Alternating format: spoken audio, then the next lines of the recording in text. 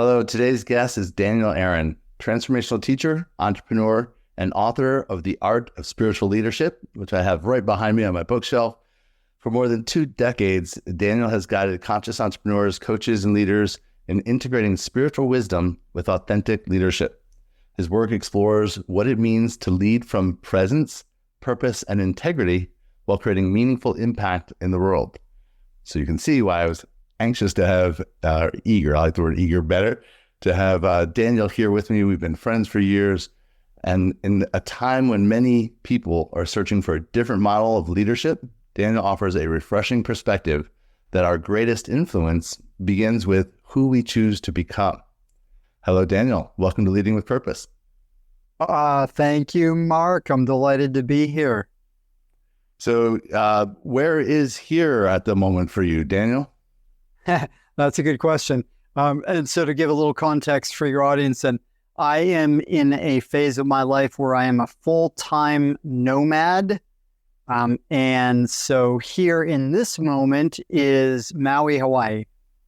That's fantastic. And that is kind of where you've lived for most of the time that I've known you. You also are from Cape Cod, right? Massachusetts, Martha's Vineyard area? Yep. The Vineyard's been an important place for me over many years. And the last decade, I've been on Maui primarily. So it's about as far east and as far west as we can be in the United States. And then before we met, you spent time in Bali as well. I had 13 years in Bali. And yeah, I've lived in a lot of different parts of the world. And I love that you said furthest extremes of, you didn't say extremes, but furthest edges of the U.S. Of course, I'm not talking about Alaska, which is the farthest north, east, and west, I think. Yeah, I'm with you. I do think I tend to be a bit of an extremist in ways. And extreme times call for extreme measures, perhaps. Well, that's where we are, especially for a lot of people, if they base life looking at the news, whether it's the Main Street news or whatever our many hundreds of choices of selected media are, the world looks pretty messed up. Yes, and if we go by appearances only, it could be very depressing. Absolutely, and sometimes even hopeless, and especially I think for a lot of light workers who are wanting to just shine the light and to bring more good into the world, it can be frustrating. You're talking about kind of a new way of leadership, and you've been talking about spiritual leadership for a long time. What do you see this time kind of bringing up for leaders, and especially people who are in the personal transformation space, people who are wanting to be light bearers in the world? It brings up opportunity and responsibility, right? We, as people with big hearts, with a vision for what's possible, what we can create in the world, and perhaps in contrast to some of what appears in the media, we have the responsibility to do something about it. And underneath that is to be someone who sees beyond the negative appearances, to vision what's possible and actualize it through who we are being, right? Which means we have work to do, and yes, work to do in the world, right? Like you doing this podcast is a great blessing to the world. And we have work to do inside ourselves to be someone who is not reactive to that, who's not contributing to the mess that's out there, whose very presence is light, is upliftment to the world. Mm-hmm. Yeah, and again, it's really easy to get kind of stuck in what's happening on outside world. When you talk about spiritual leadership, there's people can interpret that a lot of different ways. And you're just talking about who you're being. For a lot of times, our audience is often entrepreneurs. It's people that are in the transformation space. They're coaches or authors, or they support wellness professionals or something in that space. But really, whether you're a mom taking care of a family, or a dad taking care of a family, or that you're out in the corporate world, or if you're running an organization or a little league coach, how does spiritual leadership, what is that? How do you define that for yourself and for the people you speak to? Yeah, thank you for asking that. Because spiritual is a loaded word. It's like love. Everybody has that in their vocabulary, and yet everybody defines it a little bit differently. And expresses it differently. Expresses it differently, and it's one of those words that's so often used, it's easy to just kind of gloss over it and glaze down like, oh yeah, I know what that means. Well, what does it mean? So when I was writing the book, The Art of Spiritual Leadership, I said, well, it would be useful for me to actually define this, which caused me to go inside and say, yeah, what does that really mean? And I came up with 2 metrics for it, right? One is comfort in one's own skin, right? By which I mean self-love, acceptance of self, ability to be present regardless of external circumstances. And that might not sound at first like it really goes with leadership or even spirituality. I don't know how people receive that. To me, though, that's one of the most fundamental aspects of being a light in the world. The second part is how much good do we offer into the world? How much love, how much positivity, how much benefit does our presence and our work bring to others? I love that. I love that talking about presence. You're probably familiar with the Enneagram. I've known about it. I've had clients that are experts in the Enneagram, but only really recently in the last year felt very confident that I am a 2 on the Enneagram. And the 2 gets value or receives value through service. And so a lot of times, if we can't be of service to somebody, if somebody doesn't need us, then we don't feel value. And what you just talked about with the presence, that's the way the antidote to that is to realize that as a 2, just showing up how my presence is my service. It doesn't have to be in my doing. It's more like you were talking about before, who we're being.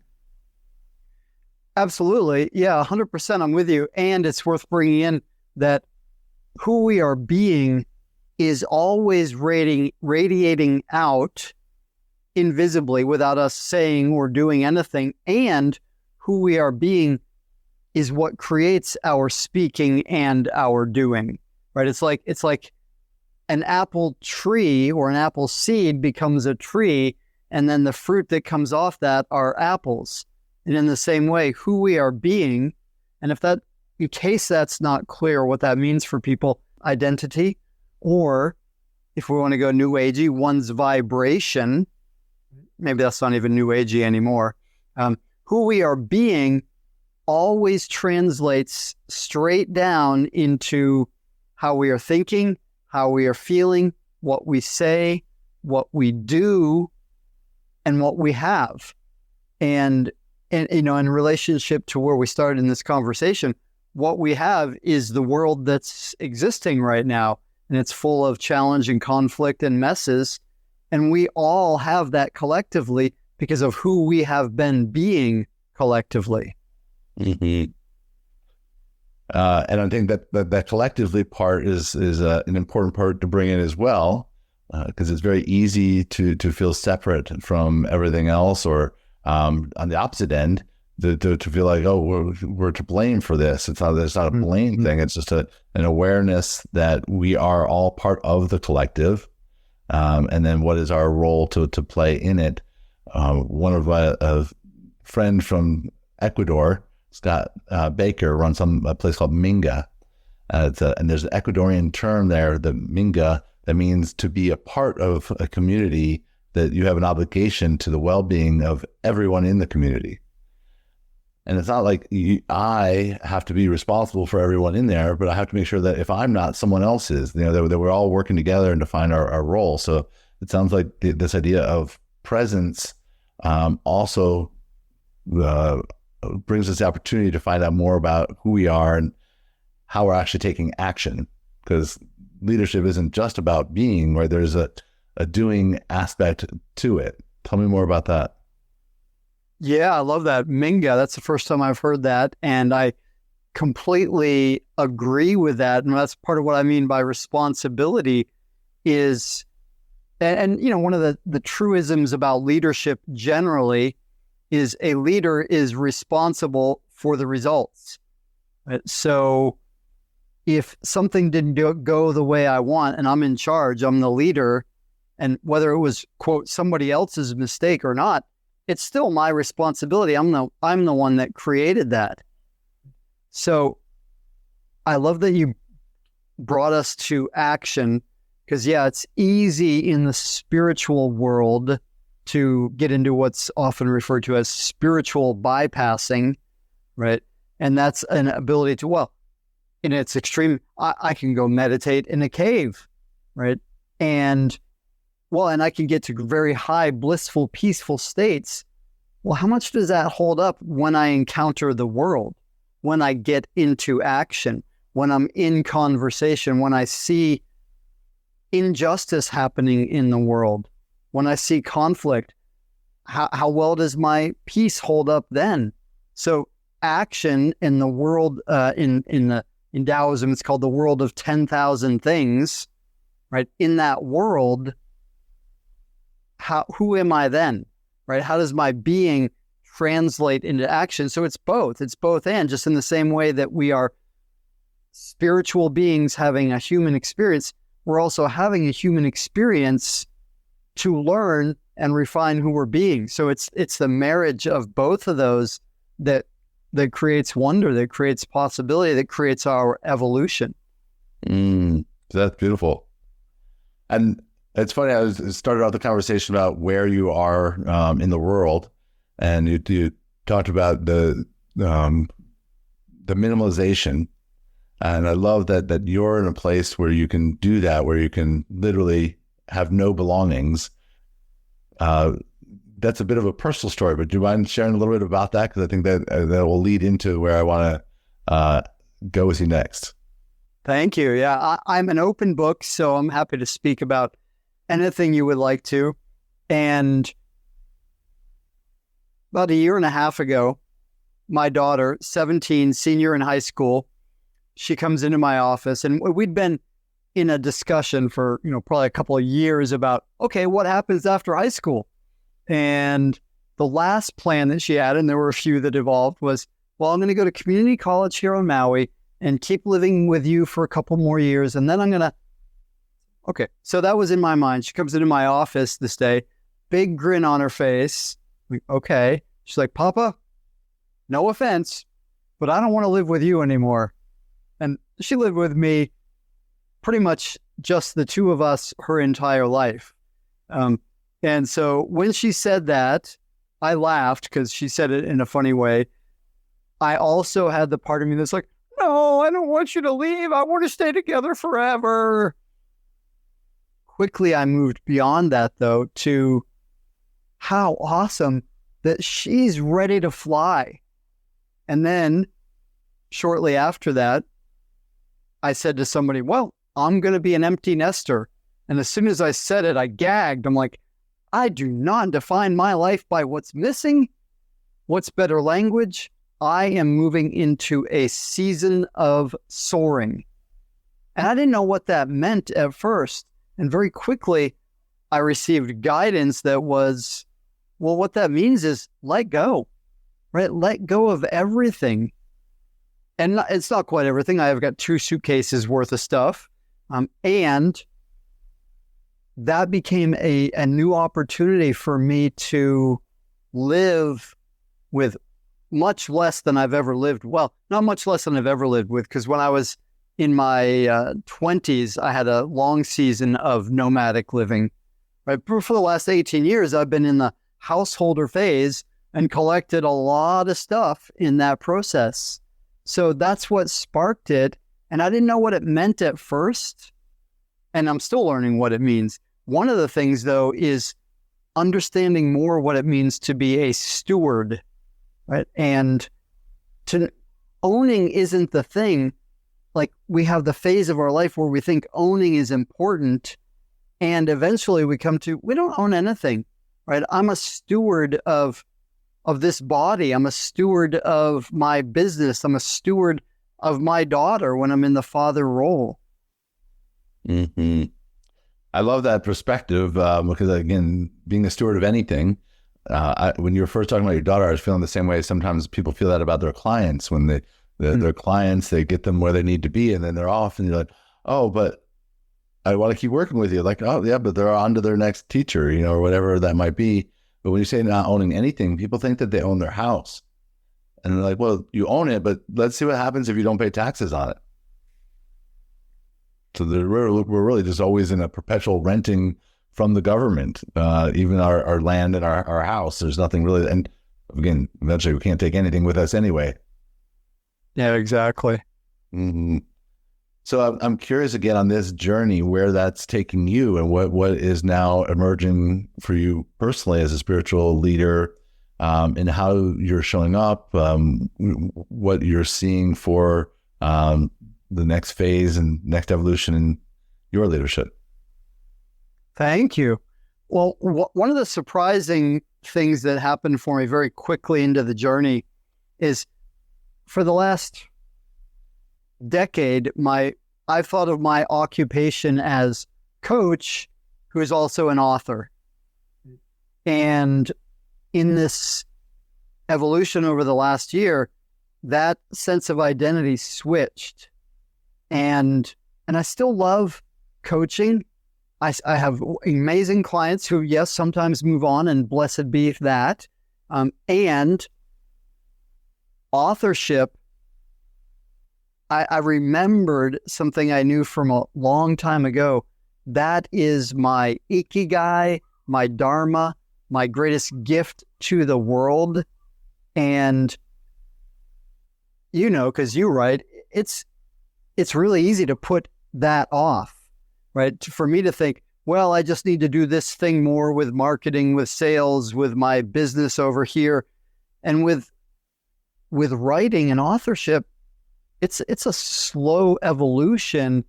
It's a slow process, at least for me. Like, we have a common friend who I spoke with last week. He's like, yeah, I wrote a book over the weekend. I'm like, huh? What? Okay. Wow, cool. It doesn't work that way for me. When I write, it's a deep process that goes over quite a long time, at least compared to a weekend.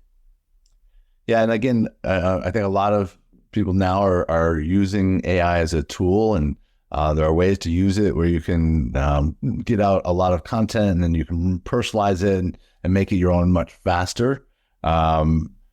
But there's, again, something about no matter how you're writing, especially if you're writing about your own experience, it's a transformational event. Writing a book is like having a baby. It's a new expression of who you are and what you're bringing into the world. Absolutely. I have a client who's an amazing past, and he identifies himself as not a writer. So he's hired a ghostwriter to help him complete this book. And great, that alone will produce miracles for him and great service to the world. And part of what I'm working on with him is, one, I'm not a writer. Where does that come from? Right? A writer, one of my teachers defined for me early in my process of writing, is someone who writes, right? That's the definition. Doesn't say anything about how much or how well or what type. To your point, though, which I think is the most important, part of why I'm encouraging him to actually get into the writing is because it is a transformational experience. It's the writing itself is powerful. It's a shift to who we're being. And I would even go so far as to say it's a shamanic experience, right? It's taking the past and transforming it, alchemizing ourselves in that process. And yes, the byproduct is a piece of art that can serve many people. Right? The most important part is the alchemy, because who we are being, again, radiates out into everything we're doing. Mm-hmm. It's interesting. I was thinking about actually a friend of mine, that the same person who published your first book.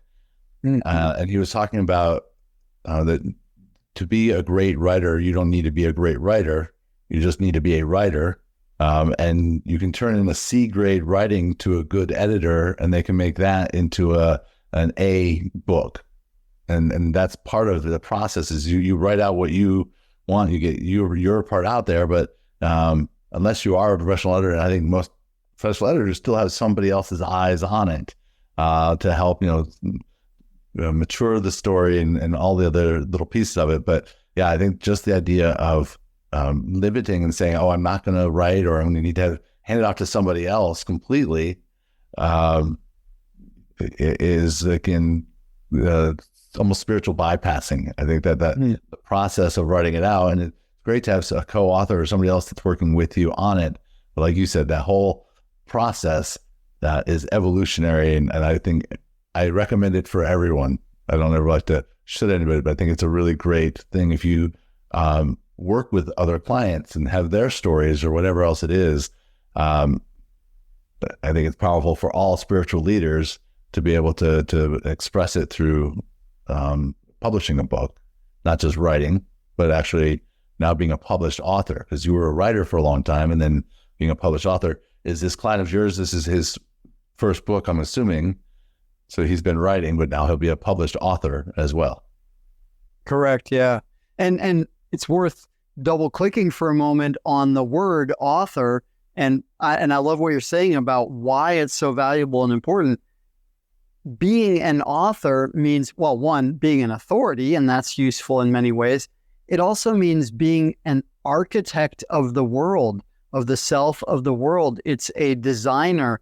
It implies I'm not reacting to the world, right back to where we started talking about the world's a mess. I'm not reacting to it. I am creating it. Right? And the deeper definition of author is just so profound. And it's worth speaking for a moment about why so many people don't write, don't believe they're a writer. And so much of that is negative conditioning, a lack of self-love, right? And it's one of the easiest places to judge ourselves, because when we write, it's a direct mirror of what's happening on the inside of us. And so many of us grew up in school systems that gave us red pen syndrome. Red pen syndrome means you're wrong, it's bad, you should have done this, right? And well-meaning teachers or parents or other people in our lives said, no, that's not the right way. And a lot of us internalized that and said, I can't do that. I don't want to do that. And writing is as simple as speaking. One of my writing teachers used to say, if you can write the way you speak to your friends, if you can write the way your mother spoke at the kitchen table, right? That is great writing. Just real, just authentic. And everybody has that capacity because everybody can speak. Everybody speaks to other people. Mm. I love the defining around author and what that is, and around leading. The name of this show is Leading with Purpose. Mm. What does leading with purpose mean to you? Thank you. We are always leading. And it's one of the basic things that, as I dove deeper into leadership, we have a concept often that, leaders are born, or leaders are people with positions of authority, right? And that can be true, though leadership is happening all the time. It starts, of course, with ourselves, right? Am I able to do what I say I'm going to do, right? Am I able to have a sovereign presence in the face of challenges? Challenges from the outside or challenges in my mind. In my mind that say, you're not good enough, you shouldn't do that, right?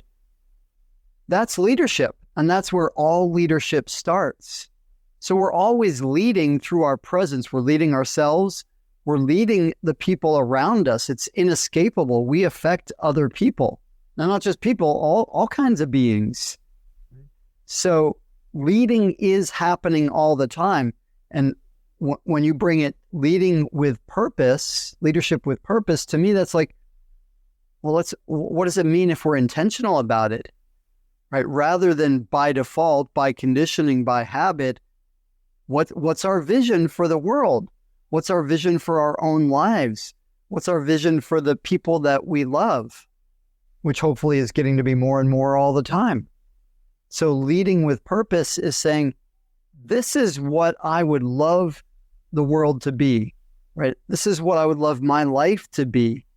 Getting intentional about that. And this is fascinating, Mark, because like the conversations I have with clients and potential clients all the time is, what would you love? Right? What do you really desire? And so many people just really haven't invested the time in, this is the future that I would love. Like, and we have the capacity to, argue with our mates or our friends about what takeout we're going to order and spend half an hour on that, or what, movie we're going to watch, right? Over and over again. I mean, tens of thousands of hours can go into that. And yet very few people actually invest themselves in, what future would I love to create? Mm-hmm. And I think a lot of times we don't even really do the work to find out what we want to create. There's so much projected on us of what we think we're supposed to want, that's a really easy first step, or hard first step for some people, just because they don't realize that that's an opportunity to actually choose the vision that they want. 100%. Yeah. Our power to create is phenomenal. And again, as you said, for a lot of us, there was a lot of conditioning, often from well-meaning people, that don't set your sights too high. I don't want you to be disappointed, right? So, and better safe, play it safe. So do this thing that I think is going to work for you. Go for something that feels safe, right? And so much of your work is about entrepreneurship, and entrepreneurship in itself is a statement that I'm going to create. It's safer to get a job, and there's nothing wrong with a job if that's what someone really wants. The question is, do we really want it, or is it just because I don't yet know or trust or believe in myself that I can create what I would love? So well said. I really love that distinction.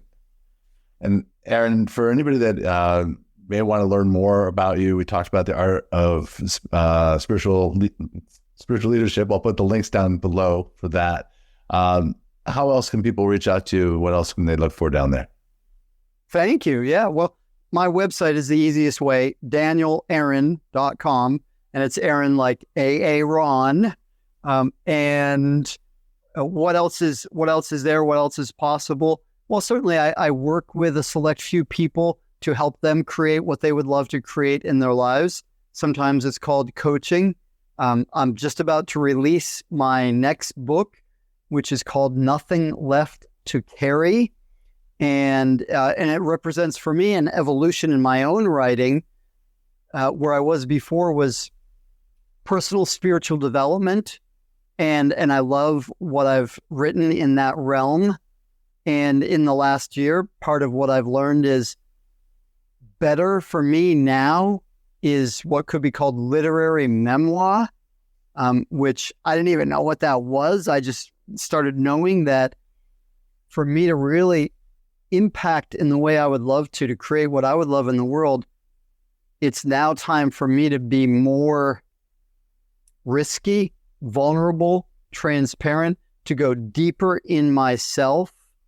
And so what I'm working with in my writing now, and there's a blog on my website too with shorter pieces, is a kind of writing that is, as I mentioned earlier, it's sort of alchemical for me and gives the reader the ability to alchemize in themselves. And that's one of the most amazing things about stories and writing is we have an easy sort of passive way to evolve. When we enter someone else's story, it takes the pressure off us in a way. and allows us to transform our own material, even though the story isn't us, it's not our material.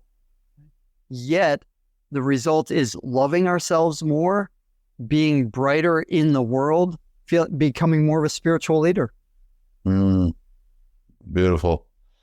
And again, there's different people on different places on their own path, some further along than others. Somebody who might be hearing this and just kind of awakening to their own path. What do you recommend is a first step to getting started to identifying what you really want? Oh, what a beautiful question. Well, as we've been speaking about writing a lot in this conversation, one basic thing is to journal. Right? Julia Cameron talks about the morning pages, and it's one of the most valuable practices I've had in my life is just every morning, longhand writing a few pages, and nothing great, nothing that I'm looking to publish, just this is what's going on inside me.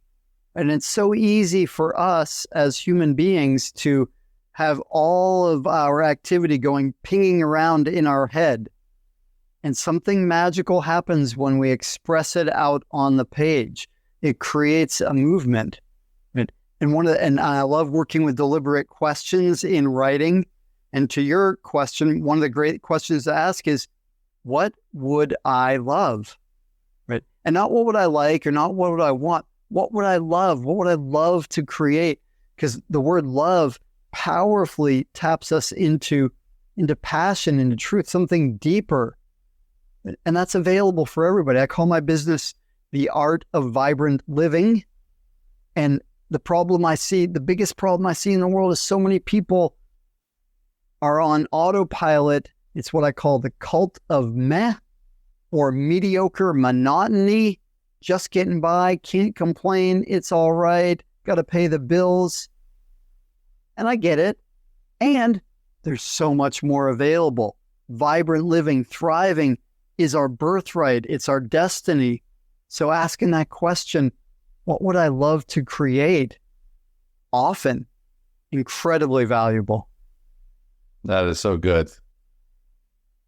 Daniel, I always enjoy spending time with you and just having a conversation.